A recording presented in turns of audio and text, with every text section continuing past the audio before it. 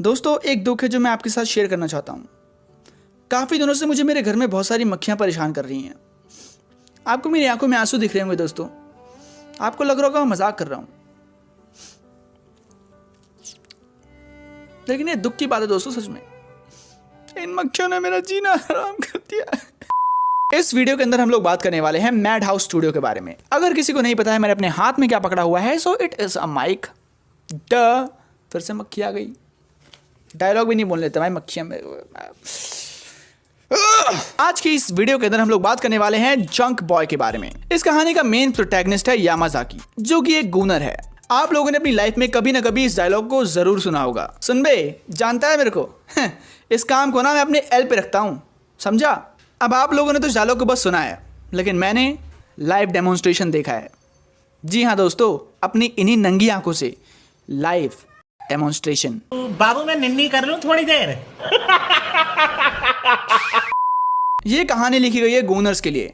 अगर आप गूनिंग और एजिंग जैसी चीज़ों के शौकीन हैं तो ये कहानी आपको बहुत ज़्यादा पसंद आने वाली है। आपके प्रॉपर टेस्ट की कहानी है फिर ये। अब क्योंकि ये कहानी गूनर्स के लिए है तो हमारी कहानी का जो मेन प्रोटैगनिस्ट है, he is the cunning final boss, Yamazaki. ये कहानी जिस वर्ल्ड के अंदर सेट है, उस वर्ल्ड के अंदर पोटैटो बॉय नाम की एक मैगजीन कंपनी है जो कि मैगजीन्स को प्रोड्यूस करती है। अब वो मैगजीन्स थोड़ी सी वैसे वाली होती है। अब क्योंकि यामाजाकी भाई साहब एक गूनर है, उनके पास और कोई नौकरी नहीं है, तो वो पोटैटो बॉय में इंटरव्यू देने के लिए चले जाते हैं। वेल दोस्तों, अगर आपको सच बताऊं तो विशाल मेगा मार्ट के बाद मेरी ड्रीम जॉब यही है। काश मुझे भी कोई ऐसी ही कंपनी वाला हायर कर ले। मैं उनके टुकड़ों पर पलने के लिए बहुत ही बेसब्री से इंतजार कर रहा हूं।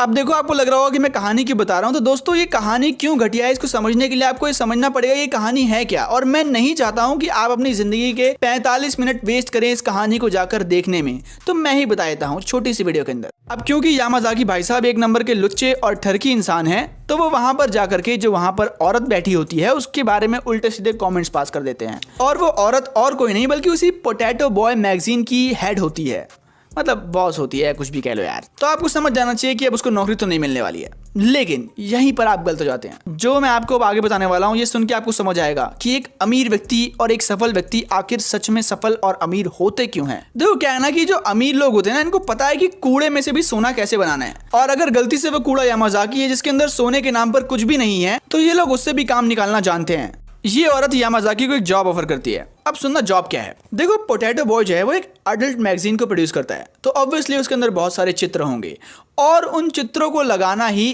पोटैटो बॉय का मेन काम है। क्योंकि जब कोई वो व्यक्ति चित्र देखेगा तो वो अराउज्ड फील करेगा और उसको मजा आएगा। जितना ज़्यादा वो अराउज्ड फील करेगा उतना ज़्यादा लोग उसे और खरीदेंगे।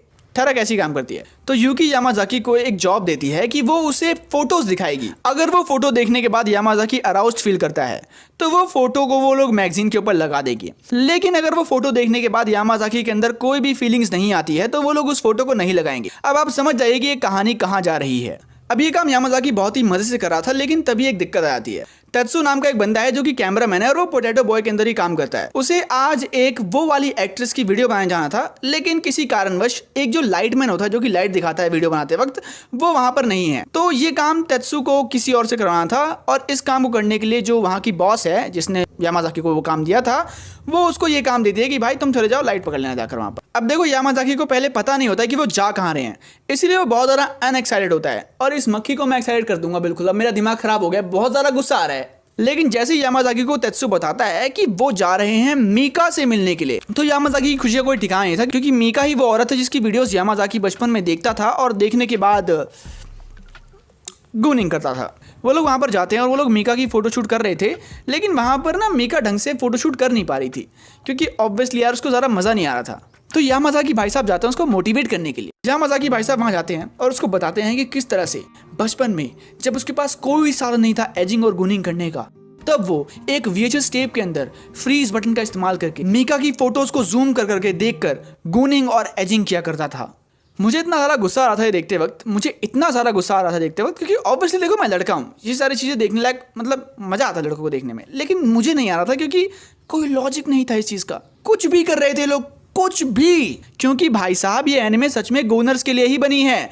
जितनी ज़्यादा गूनिंग आप करते हो उतना ज़्यादा आपको ये पसंद आएगी। और मैं अपने आप को समझा चुका था कि चलो ठीक है, अगर ये लोग वही दिखाना चाहते हैं तो कोई बात नहीं, it's completely okay and completely fine. But in लोगों ने मेरा भरोसा फिर से तोड़ दिया और इन लोगों ने वो भी नहीं दिखाया। जैसे ही कुछ होने वाला था तेत्सु ने यामाजाकी को पीछे हटाया और वो जो मीका बहन जी के इमोशंस आ रहे थे वो इस इमोशंस को कैप्चर करता है अपने कैमरा में ताकि और ज़्यादा बेहतरीन और अच्छी फोटोज आ सकें। तेत्सु मेरे भाई, तुझे एक बात पता है?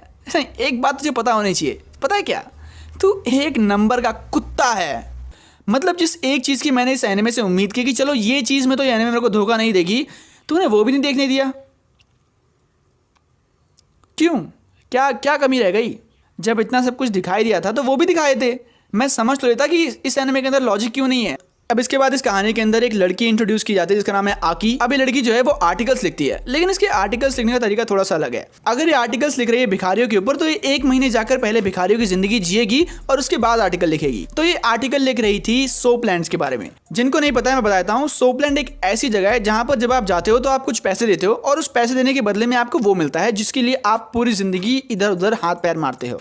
जी हाँ दोस्तों, मैं उसी चीज़ की बात कर रहा हूँ। तो ये जो आकी लड़की है ये इस चीज़ के ऊपर आर्टिकल लिख रही थी और बाय द वे ये भी पोटैटो बॉय के अंदर ही काम करती है। लेकिन पोटैटो बॉय की जो बॉस थी, जिसके बारे में मैंने आपको पहले बता रखा है, जिसने यामाजाकी को काम पे रखा था, वो यामाजाकी को भी वहाँ पर भेज देती है। तो जब यामाजाकी वहाँ पर जाता है तो उसको ये लड़की मिलती है। तो भाई वहाँ पर यामाजाकी और उसके बीच में कुछ ना कुछ हो जाता है। अब अगले दिन दोनों लोग रिपोर्ट सबमिट करते हैं। ऑब्वियस सी बात थी कि उस लड़की की रिपोर्ट बढ़िया थी क्योंकि वो एक प्रोफेशनल थी और यामाजाकी की रिपोर्ट के अंदर सिर्फ ठरक भरी हुई थी और कुछ नहीं था। वो वही उसको आता है यार, वो गूनर है भाई, बोला था मैंने आपको, वो गूनर है, उसको वही आता है। यामाजाकी भाई साहब उस लड़की से पूछते हैं कि जो हमने कल किया आपको मज़ा आया कि नहीं? तो वो लड़की बोलती है नहीं मज़ा आया, विद अ स्ट्रेट फेस। तो यामाजाकी कहता है यार कैसे मज़ा नहीं आया यार, मैं तो किंग कॉन्ग हूँ, मैं तो भाई खतरनाक, अरे मक्खी। तो यामाजाकी भाई साहब को लगता है शॉक कि कैसे, हाउ। अब इसके बाद की जो बची कुची कहानी है, ओ शिट, कहानी में किसे बोल रहा हूँ। लेकिन इसके बाद जो भी हमें दिखाया जाता है उसके अंदर हमें ये दिखाया जाता है कि कैसे यामाजाकी उस लड़की को वो सारी चीज़ें फील करवाता है जो कि उस लड़की ने उस रात फील नहीं की थी। भाई मैंने क्यों देखा इस शो को, मुझे बिल्कुल समझ नहीं आ रहा मैंने क्यों देखा।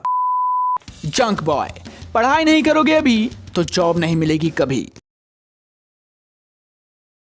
जब मेरे बच्चे पैदा होंगे ना वो बहुत बड़े आदमी बनेंगे, बहुत बड़े बिजनेसमैन। कोई क्रिकेटर बन जाएगा, कोई बॉलीवुड में जाएगा, कोई इलेक्शन में लड़ेगा। और बाप कैसा बनेगा?